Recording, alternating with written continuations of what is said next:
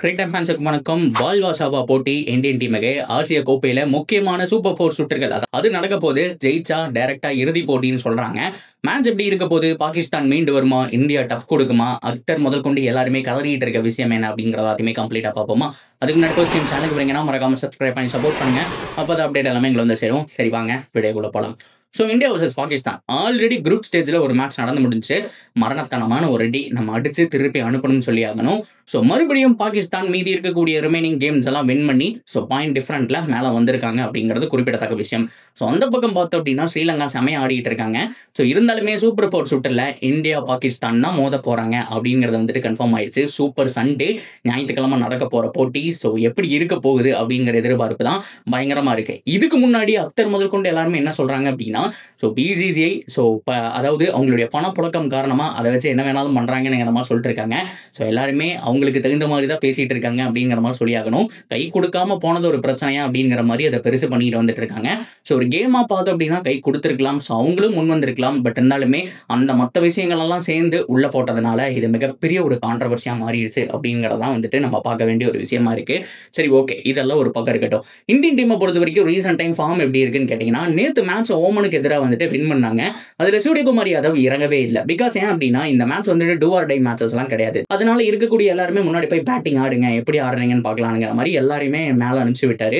ஹார்திக் பாண்டியா, சிவம் துபே நிறைய பேர் ஃபெயிலியர் ஆனாங்க. அதனால பார்க்க முடிஞ்சு. ஸோ மற்றபடி சுப்மன் கில் முதல் கொண்டு எல்லாருமே ஃபெயிலியர் ஆனாங்க. அதுக்கு தான் சான்ஸ் அப்படிங்கிறது கொடுத்தாரு. நீங்க போய் அடிச்சு பழகிக்குன்னு கொடுத்தாரு.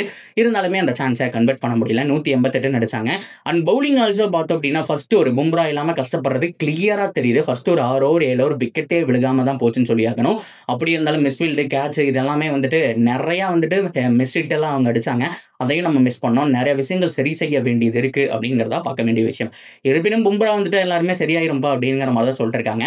பொறுத்திருந்து பார்ப்போம். ஸோ பாகிஸ்தானை பொறுத்த வரைக்கும் நம்ம கிட்ட அடி வாங்கிட்டு போனதுக்கப்புறம் மீதி இருக்கக்கூடிய கேம்ஸ் வந்துட்டு சூப்பராக ஆடி இருக்காங்க அப்படிங்கிறத வந்துட்டு சொல்லி ஆகணும். ஸோ அவங்களுடைய பவுலிங் யூனிட் நல்லா வந்துட்டு மேலே கொண்டு வந்திருக்காங்க. ஸோ ஒரு பாபர் அசாம், ஒரு ரிஸ்வான் மாதிரியான சீனியர் பிளேயர்ஸ் எல்லாம் இல்லாமல் என்ன செய்ய போகிறாங்க அப்படிங்கிற மாதிரி யோசிச்சப்போ ஒரு புது டீமாக வழி நடத்தி புது ஸ்ட்ராட்டஜி எல்லாம் யோசிக்கிறாங்க. ஸோ குறிப்பாக ஃபீல்டிங் டெவலப் பண்ணியிருக்காங்க. பாகிஸ்தான்னாலே இந்த புவர் ஃபீல்டிங் தானப்பா, புவராக கேட்செல்லாம் விடுறதெல்லாம் நடக்குமே அப்படின்னு சொன்னப்போ நிறைய டெவலப் பண்ணி ரிட்டர்ன் வந்திருக்காங்க அப்படிங்கிறத சொல்லி ஆகணும். ஸோ நிறைய பேருடைய பவுலிங் வந்துட்டு செமையாகவே வந்துட்டு இன்க்ரீஸ் ஆயிருக்கு. பொறுத்திருந்து பார்ப்போம். ஸோ அவங்களும் டஃப் கொடுக்கக்கூடிய டீமாக இருக்கிறாங்க.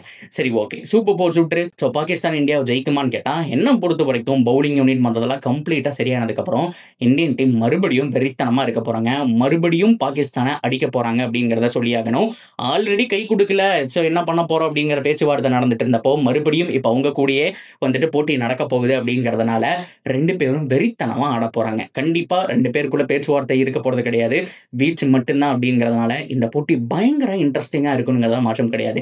என்னை பொறுத்த வரைக்கும் கீ பிளேயராக சூரியகுமார் யாதவ். ஸோ அவர் வந்துட்டு அவருடைய டைம் எடுத்துக்கிட்டு பொறுமையாக ஆடணும் அப்படிங்கிறத வந்துட்டு நான் சொல்லிக்குவேன். மீதி இருக்கக்கூடிய திலக் வர்மாம், சிவம் துபே எல்லாமே ஒரு சின்ன சின்ன கேமியோ ஆடி கொடுத்தாலே ஒரு 200+ டோட்டல் அப்படிங்கிற மாதிரி ஃபர்ஸ்ட் பேட்டிங் எடுத்தால் அடிக்க முடியும்.